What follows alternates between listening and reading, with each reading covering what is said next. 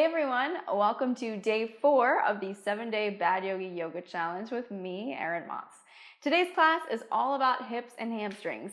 I think most of us, chances are, have issues or little tightnesses or little aches and pains because of tight hips and hamstrings, so this is a great class for everyone.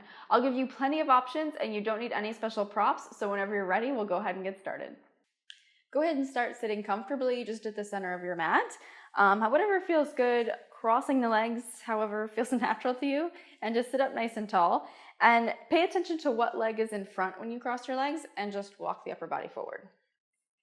So this isn't going to feel super intense probably, but it's just enough to warm up.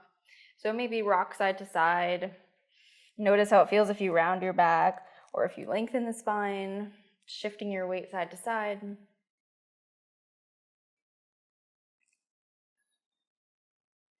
I think a lot of times when we have little complaints like, oh, my hips are tight, or my back is tight, or my hamstrings are tight, we lose all common sense when we think about how to help them, especially when we think about yoga. We're like, what yoga poses will help me with this? When even something as simple as this can relieve a lot of those little things, those little aches, those little tightnesses. And just take one more breath here. And then go ahead and sit up and switch the other leg in front, and we'll do the same thing. So adjust and walk the upper body down. Again, maybe shifting around. Notice how it feels different.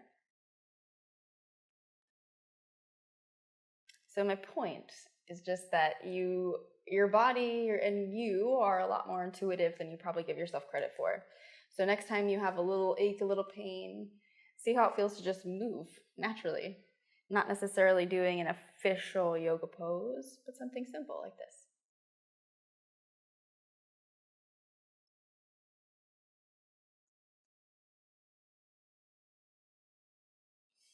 We'll take a couple more breaths, maybe 2 or 3.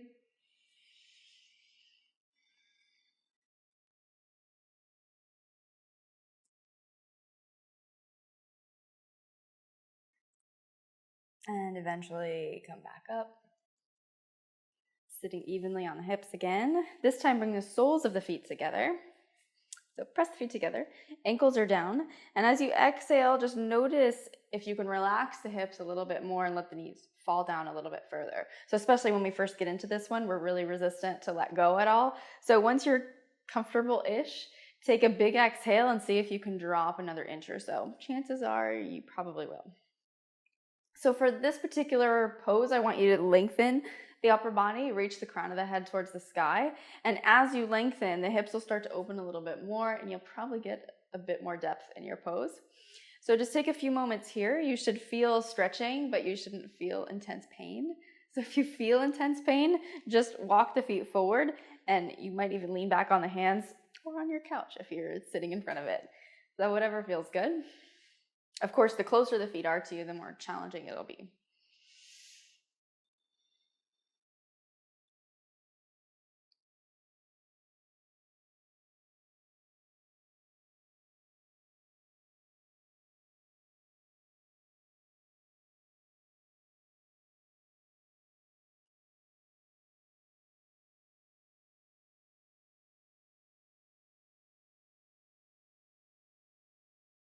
And then gradually start to come back to neutral. We're going to come into double pigeon. I'll show you the full pose, and then I'll give you options if that doesn't work for you. So the full pose looks like this. The left shin is going to be parallel to the front of your mat, and the right ankle is going to cross right over the knee. So you're not pulling it in like this, but you want to keep both knees at a right angle, at a 90-degree angle.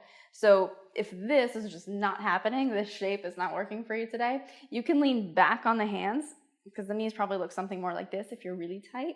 So you can lean back on the hands and just let your hips do what they do. You don't have to force anything here. Over time, you'll start to loosen up and the legs will get a little closer. So leaning back is fine. If you're super bendy and you're really flexible and you need a bit more challenge, you can keep the feet flexed and then walk the hands down, maybe bringing the elbows in front of the shins. So whatever works, anywhere in between either of those options is fine. Just take something where you feel a stretch, but you're not in pain. And we'll take a few moments here. So try to relax. You can let the eyes close. Focus on your breathing, slowing the exhales, taking nice full inhales.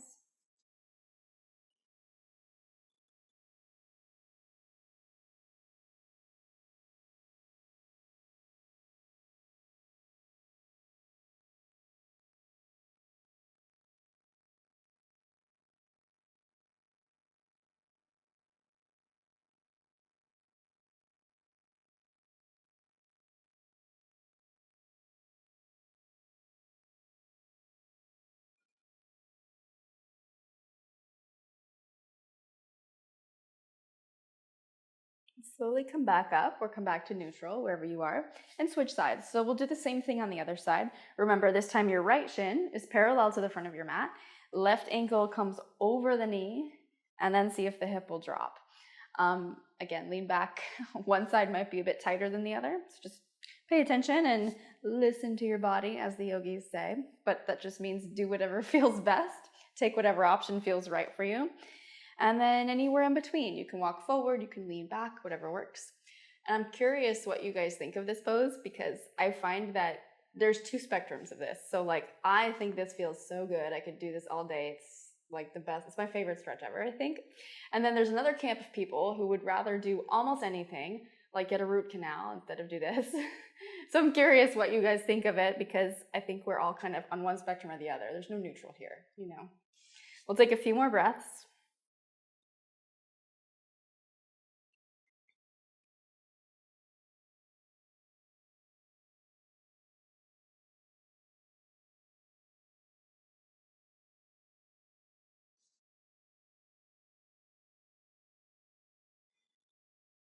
And notice that with each exhale, the hips start to give a little bit.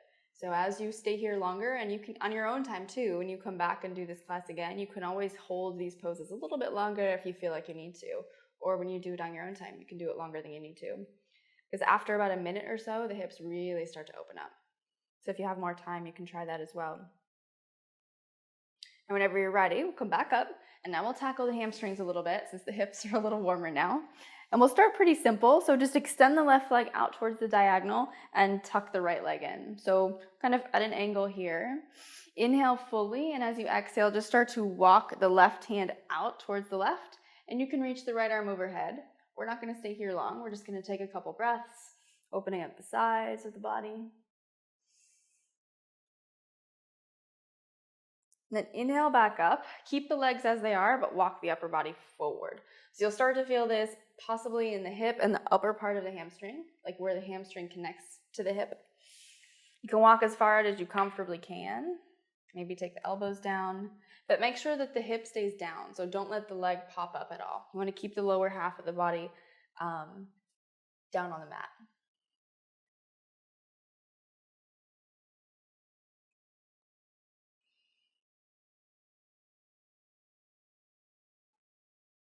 And inhale, walk it up, not stand long. Switch sides, fold the left leg in, extend the right leg out. Doesn't have to be super wide open, just enough so that you can sit up tall and still feel something. Walk the right hand out, stretch the left arm all the way up and over, lengthening the left side a little bit. The right arm can do whatever, just make sure your neck isn't all creaked up into the shoulder.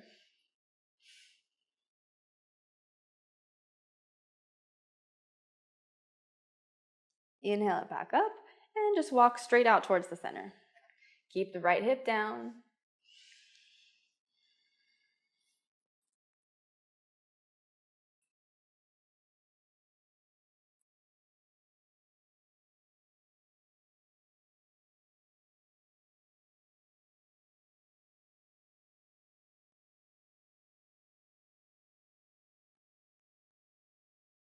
And inhale, slowly come back up.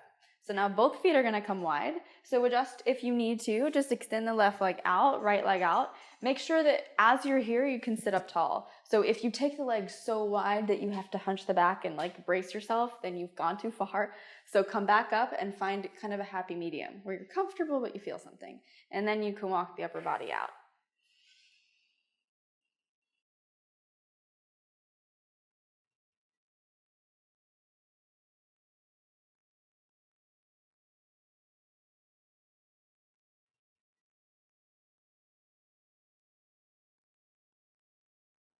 And on your next breath in, walk the hands back up. I want you to swing the feet, well, not swing, but just bring the feet to one end of your mat. And we'll do a few rounds of a seated forward fold and kind of work into the hamstrings a little bit deeper. As usual, I'll give you a couple options if it's too intense. So starting off, if you're still really, really tight through the backs of the legs, bring the knees up so that they're bent a little bit and flex the feet. And think of pointing the tailbone straight back behind you. So you lengthen the lower back, you're already giving yourself a bit of a head start there, and then walk the hands forward. So again, if you're really restricted, start here. You can even stay seated upright if you're really, really tight. And of course, as you can probably guess, if you're more flexible, lengthen the legs and just begin to walk the hands forward. Try to keep as much length through the back of the body as you can, reaching the crown of the head forward, pulling the belly in, and then just allowing yourself to come down. So you're not forcing the stretch, you're not forcing any change really, you're just letting your body go where it can. And in time, it does get better. When I first started doing yoga, I thought that it would be impossible for me to ever actually fold because I was so tight.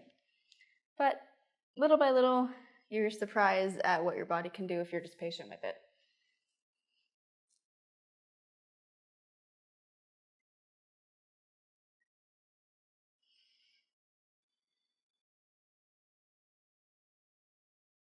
Now inhale, slowly come back up. We're going to do that again, and this time we're going to try to hold it a little bit longer. So set up however you feel like you need to, adjusting if you want to add more or take away a little bit of effort, and then fold forward one more time. Sitting up tall, exhaling, take your time, and just allow yourself to fold forward. So removing any force whatsoever, just letting gravity do the work. And that's it. We'll take a few more breaths here. I'll let you know when to come out.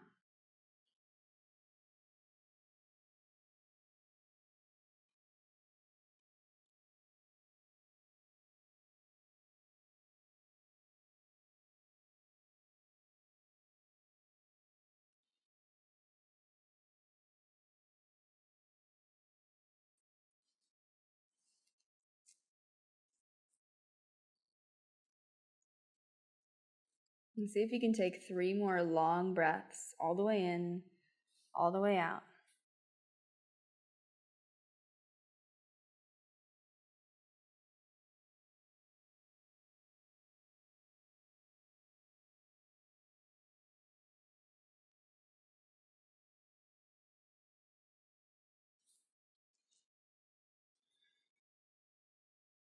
And on your next inhale, go ahead and sit up. Cross the legs comfortably and just turn towards me. Sitting evenly on the hips, letting the shoulders relax. No right or wrong way here. And if your back is a little bit stiff from that folding forward, you can lie down as well. We're just going to take a few moments in stillness for our meditation.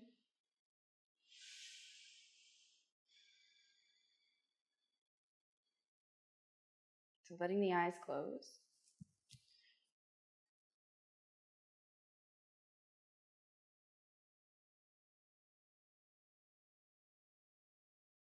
Slowing the breath down.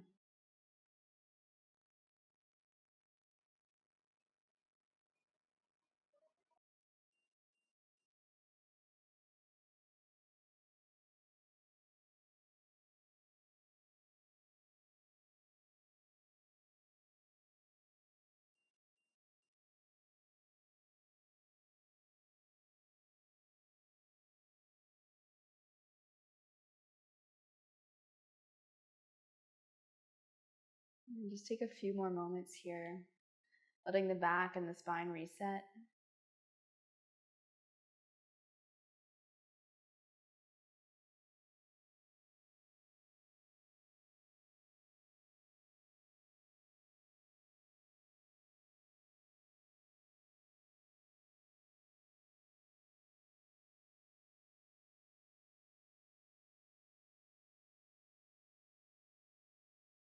And on your next breath in, pick the arms up overhead.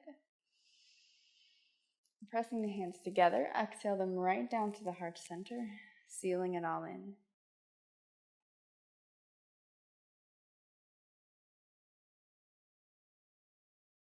And let the eyes blink open. Namaste. So there you have it, day 4 of the yoga challenge. I really hope you enjoyed that one. Make sure you're all signed up for the Bad Yogi Club, and I'll see you right back here tomorrow. Hi everyone, I just wanted to drop in and thank you again for doing this class with me. For more yoga classes and other fun stuff like articles and blog posts, make sure you subscribe to the Bad Yogi Club, and I will see you there.